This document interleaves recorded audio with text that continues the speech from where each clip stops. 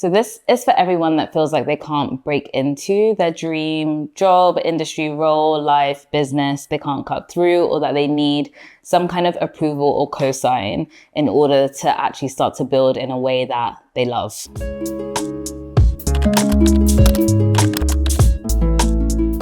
This is going to be your 5-ish minute pep talk to think about how you can use marketing as a form of manifestation for your business. It's something that I've always talked about and that I really truly believe. So I'm going to walk you through a couple of steps and a couple of ways to reframe your mind. This is definitely going to be a mindset game. And it's interesting because in a previous episode with Visail, we talked about the fact that marketing is also an energy exchange. And I think it's really important that the energy that we carry and the mindset that we have and the outlook that we have on our own lives and our own potential and what we can achieve is up there, because otherwise you can't then aspire for that. If you think this is the limit and you're like, oh, I don't even know if I can make that, you may not be incentivized to try. But if you know that you have the potential, say all things being equal externally, but with the internet, let me say, with the internet and with marketing, you have the potential to start to inform more of the destiny of your career or business life. I think that's a really empowering thought. I think it's so exciting. And I would just want to encourage you guys, especially if you're trying and kind of struggling, that to keep going, because it's only persistence that can kind of get you across the line. So let's talk about marketing as a form of manifestation. One of the things that has been a passion point for me from the beginning, and why I even decided to change my career from finance into marketing, was the fact that I I kind of started my adulthood during the time of Facebook, Snapchat, Instagram. And I was watching all of these young, the whole narrative of the college kid that started in their garage at home become successful and valid businessmen. That was a while ago now. And it made me think about the power of the internet. And I'd always been that person. I was always that kid who was on MySpace, even older before that, High Five. I was the friend who was always making Facebook groups. I was that internet person. And when I saw that the internet and social media and communication was converging with real business and making a real impact in the world, I was oh, this is a real thing. This is not a side hobby. And I'm not weird for all the years, sorry to my friends, where I would make different Facebook albums and take all these pictures. This is an actual thing. So just start with that thought. And I know we have a lot of questions about the power of social media now and whether it's been used for good and the algorithm. But let's just take the inception of that as a thought, is that these, especially high potential kids who could have taken these traditional career paths, sat in a room with a computer, with the internet, with a phone, probably not with this phone, but with a device, and were able to reinvent or invent something completely new that changes their lives, but also the world's lives. And I know now you might be thinking, well, yeah, it's saturated. What can I do? How do I really get there? And I think I get that. And I know there's a lot of noise. I would say that I think someone said online that it's busy, but it's not saturated, because much of the stuff out there, isn't really that good. Those are not someone else's words, not mine.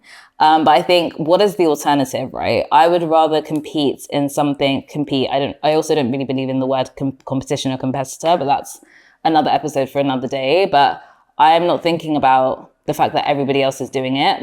What's a bigger risk or bigger deterrent for me is the fact that my alternative is to go to the traditional industries and wait for someone to approve me. And if you've been someone who's tried to get into something, you will know how hard that is. I made a career switch. That was really tough. And I'm really grateful for the fact that all the stuff that I did on my own, I'm essentially a self-taught marketer, is what has allowed me to navigate in the way that I have. And obviously, there are many challenges that people face that may make that more difficult or harder for them, which I completely understand. But I think if already those are the first thoughts that are coming up in your mind, well, maybe you had this, that mindset is the thing that can actually be a blocker, especially if you're trying to create new opportunities for yourself on the internet. So I want you to do your best to suspend that thought. I know there are really real challenges and considerations, and all of us have to think about our unique situations, but two things can be true at once. So I have just a couple of examples, and then we can take it from there. So things outside of, the Facebook of it all, which was 20 years ago now, show my age.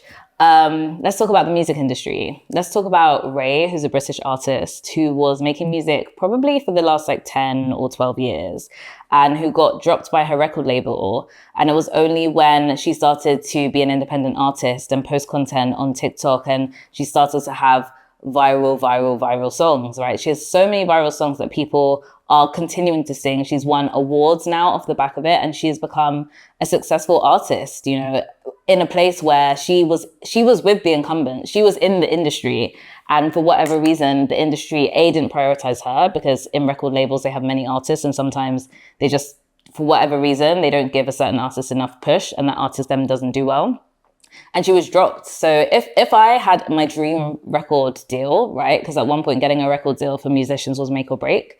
If I had my dream record deal, tried to make it work, and they dropped me, I would think, or one would think, I wouldn't think this, but one could think, well, these people have been in this for years. I've tried, I've followed the dream route that people have, and it's not worked. So maybe I should give up. That is not the case. And like, I think she's a really good example of that. I also think a lot about brands, especially fashion. I think about this all the time, probably just because I love clothes. I think about the fact that there was a time where if you were in Bergdorf's, if you were in Bloomingdale's specifically, if you were in all of these retailers as a designer, you could put your clothes in that place and that would give you a sustainable business, right? Your business was done. All you needed to do was be picked up by whoever, I'd say even maybe Net-a-Porter as well, which is technically like not a physical retailer.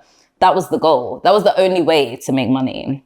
Now we're in a world where actually those retailers, for the most part, not all of them, and I think there's some retailers that I really love how they have navigated this new world, like My Teresa and like Moda Operandi, but these retailers are not the kingmakers that they were before. They are also actively looking for cool brands that already have an audience to add to their roster. So they are no longer the people that have the audience. In the old days, it was like you go into, let's say, Selfridges. Selfridges is obviously still standing as a place that I love, but let's say like go into Selfridges, and of course, if my brand is in Selfridges and it has 10,000 people going through the store a day, that's 10,000 opportunities for my brand to sell. But now, a lot of footfall on the high street, actually not my beloved Selfridges, I think they're still doing quite well, but like on average, they are also trying to get people in the door. So they need people who have their own audiences to bring that in as well. And I know in some industries, like let's say journalism, that can actually be a challenge. But I think in terms of if you're growing a business, you know, let's think about online businesses like Tala. Let's think about other online brands like Rode, for example, which is now going into one of the major beauty retailers, maybe going into Sephora.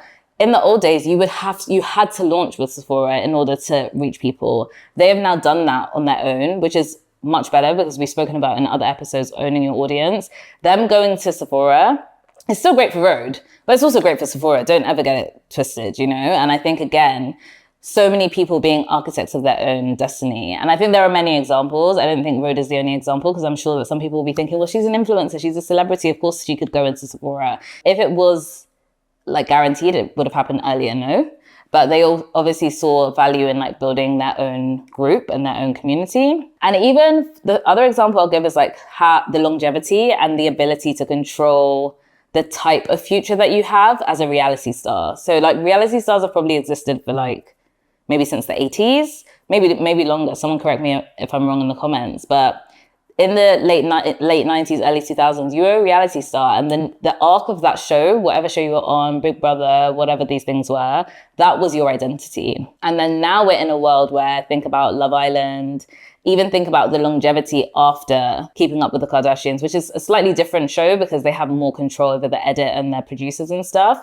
But think about the Love Islanders who have been able to have a sustainable career. I wouldn't say it's easy, but through social media, you can actually control and curate your narrative a bit more versus like 20 years ago where it was the show and then maybe it was the tabloids, and if you didn't have a good relationship with them, or if they just decided that you were going to be the one that they were going to give a bad day, you kind of had no say. Now the power is like very much in our hands, and I think as someone who's quite independent, I find that very empowering. It doesn't mean that's very easy, doesn't mean that it doesn't take a lot of work, but I think in a world where we have so many pressures and so many difficulties and so many biases and so many barriers to entry, the internet is at least one. To an extent, things are changing all the time, and I hope that it will continue to be a good one. But the internet has, you know, taken away so many gatekeepers, or at least reduced their power significantly. And you should see that as an opportunity for you to be able to compete, to like curate and design a version of your own destiny in some capacity. I don't think we have full control of our own future. You know, that's another like philosophical and like spiritual conversation, but you should feel excited by that. So you might be wondering, okay, great. So I agree with you. Fine. I get the drift. Like I can do more of self-manifestation. How do I do that? 3 things you should be answering from the jump when you think about how you show up online. What do I want people to say about me? Why do I exist / how can I serve people? And then what do I want to look and feel like? If you're able to answer those 3 questions, that will help you start to curate a version of yourself, of your business, of your brand, of your community that can build for the long haul, that can be designed in a way that isn't influenced or controlled by, let's say, the record labels that will tell you have to look like this. You can actually create an identity that people then have to follow. And I think that's so fab.